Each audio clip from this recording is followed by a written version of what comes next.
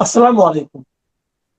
প্রিয় দর্শক, অন্য মঞ্চের আলোচনায় আজ আমাদের সঙ্গে অতিথি হিসেবে আছেন বাংলাদেশের রাজনীতিতে এখন সবচেয়ে বড় বিপাকে আছে এই এনসিপির টোকাই নেতাগুলো।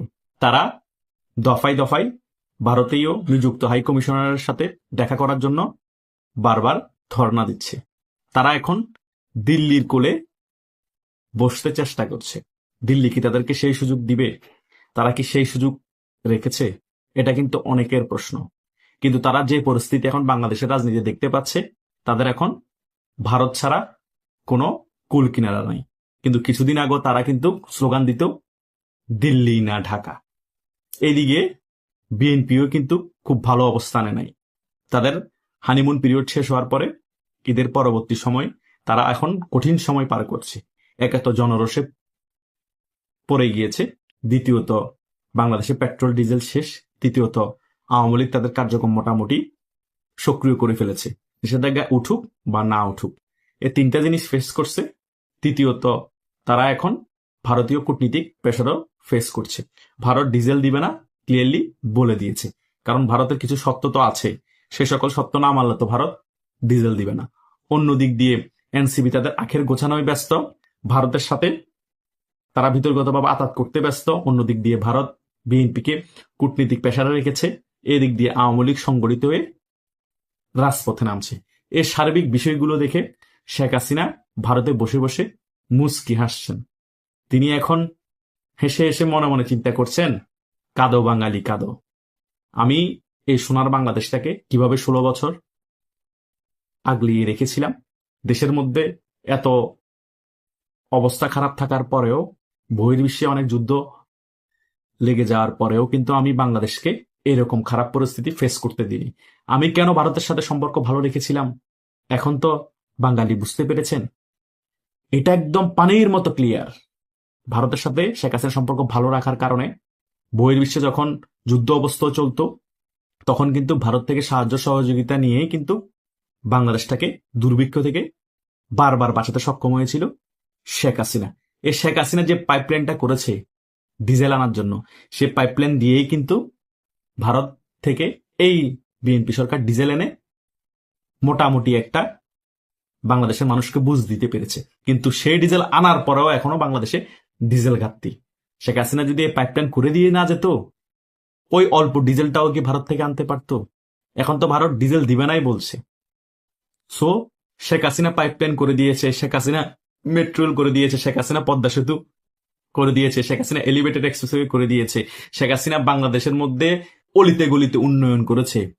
সকল কিছুই কিন্তু বিএনপি সরকার এসে এখন সুবিধা নিচ্ছে। সকল কিছুই কিন্তু শেখ হাসিনা করে যাওয়া জিনিসগুলো জনগণ ব্যবহার করছে। বিএনপির করার মতো বাংলাদেশে আর কিছু নাই। সকল জায়গায় যা যা প্রয়োজন শেখ হাসিনা 16 বছর শাসন আমলে করে দিয়েছে। তাই বাংলাদেশের এই পরিস্থিতি দেখে শেখ হাসিনা মুচকি হাসা ছাড়া আর কোনো উপায় নেই। বাঙালি আরো কিছু বছর বুঝুক, তারপরে শেখ হাসিনা সময় মতো বাংলাদেশে আসবে। আল্লাহ যদি ওনাকে বাঁচিয়ে রাখেন, ঠিকই আবার আওয়ামী লীগ ক্ষমতায় আসবে, ঠিকই আবার আওয়ামী লীগ বাংলাদেশ শাসন করবে। কিভাবে বাংলাদেশ শাসন করতে হয় 16 বছর শেখ হাসিনা বাংলাদেশের জনগণকে আঙ্গুল দিয়ে দেখিয়ে দিয়েছে। শেখ হাসিনা থাকা অবস্থায় বুঝতে পারে না শেখ হাসিনার মর্ম কতটুকু।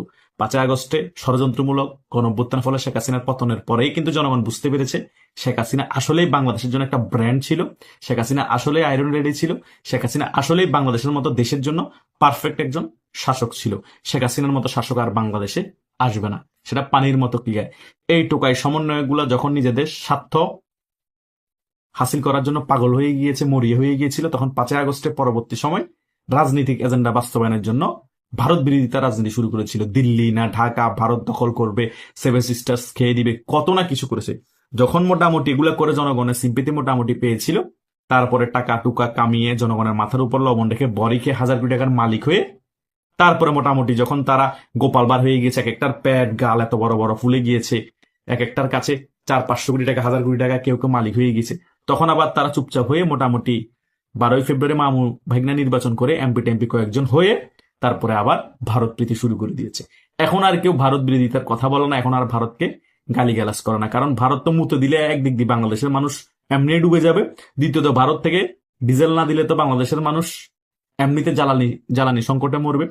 ভারত থেকে বিভিন্ন দ্রব্য যদি বাংলাদেশের রপ্তানি না করে, ভারতের মানুষ না খেয়ে মরবে, বাংলাদেশের মানুষ না খেয়ে মরবে। অলরেডি দুর্ভিক্ষের পরিস্থিতি তৈরিও হয়ে গিয়েছে। সো শেখ হাসিনা কি ভুল করেছিল? তোমরা ভারত বিরোধিতা করে বাংলাদেশের মানুষের মাথার উপর বড়ি রেখে, লবণ রেখে, বড়ি খেয়ে বাংলাদেশের মানুষকে ব্যবহার করে হাজার হাজার কোটি টাকার মালিক হয়েছ। আবার এই দিক দিয়ে এখন ভারতের সাথে প্রেম করছো। তার মানে শেখ হাসিনা যখন ভারতের সাথে সম্পর্ক ভালো রেখেছিল, বাংলাদেশের স্বার্থেই রেখেছিল। ভারতের সাথে সম্পর্ক ভালো রাখার ফলে কিন্তু বাংলাদেশের মানুষ এইরকম অভাব অনটনটা দেখে নাই। এখন মানুষের কাছে টাকা আছে কিন্তু জিনিস নেই। শেখ হাসিনা যখন ক্ষমতায় ছিল তখন টাকাও ছিল, জিনিসও ছিল। হালকা পাতলা কোনো জিনিসের দাম বাড়লে তোমরা বলতে বাংলাদেশটাকে শেষ করে দিচ্ছে শেখ হাসিনা, এই করে ফেলছে, সেই করে ফেলছে। এখন তো জিনিসও নাই, যা আছে সেগুলোরও দাম দ্বিগুণের দ্বিগুণ। হাহাকার চলতেছে দেশের মধ্যে। চাঁদাবাজি তো বন্ধও করতে পারছে না, বিভিন্ন জায়গায় চাঁদাবাজিও চলছে, এবং বাংলাদেশের প্রত্যেকটা জায়গায় চুরি, গুম, খুন, রাহাজানি সকল কিছু চলছে। সেগুলো এক সাইড দিয়ে চলছে, আর এক সাইড দিয়ে বাংলাদেশের কিছু মানুষ না খেয়ে মরছে। অন্য সাইড দিয়ে বিদ্যুৎও শেষ হয়ে আসতেছে। আদানিরও বিল এখনো পরিশোধ করতে পারে নাই। কিছুদিন পরে দেখবেন বিদ্যুৎ নাই, গ্যাস নাই, তেল নাই। বাংলাদেশে যেগুলা নিত্য প্রয়োজনীয় জিনিস সেগুলোও নেই। বাংলাদেশের মানুষ টাকা নিয়ে বসে থাকবে কিন্তু জিনিস কিনতে পারবে না। এগুলোর জন্য দায়ী কে? এগুলোর জন্য আমাদের বাংলাদেশের মানুষ দায়ী। সে কারণে বারবার বলছি, কাঁদো বাঙালি বা কাঁদো। শেখ হাসিনা মুচকি হাসবে না, কি করবে?